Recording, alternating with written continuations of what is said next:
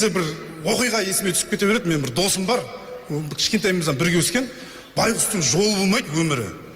Жол болмайтын бір адамдар бар ғой, дәл сондай. Бір әлемде пәленбай миллиард халық бар, біреу соның ішінде жол болмайды десе, ол менің досым, класстасым. Сол сенесіздер ма? Жақында машина алды ғой.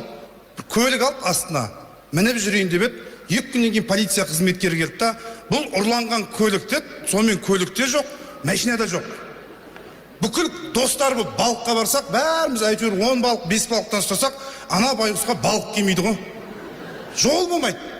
Ойбай деп ана қылды, мына қылды, анағам бір көріпкелге бар, тәуіпке бар, сөйтіп 34-ке келгенде үйленді. Байғұстың жол болмайды да, әйелі көкпет. Ә десең, мә дейді, ұрысқа. Біреумен ұрысса, жеңбей қоймайды ғой.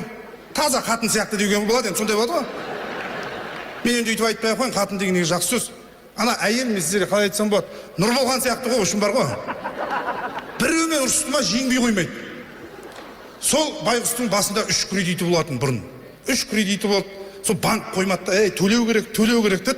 Амал жоқ, ана осы үшеуінен де құтылайын деді да, бүкіл малын сатты. Ағасының машинасын сатты. Сөйтіп бүкіл кредитін жапты. Енді жол болмайды деген осы жерде ғой енді.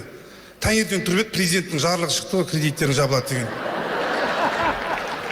Не деген жол болмайтын адам дейді. Мен айтам, бір күн шыдауға болады ғой. Әйтеуір жабылатын еді деймін ғой. Жол болмайды. Ал бірақ енді мен өзімді жалпы өмірде жол болғыш адамдардың қатарына қосыламын. Мысалға бір мегаға барсам, есік өзі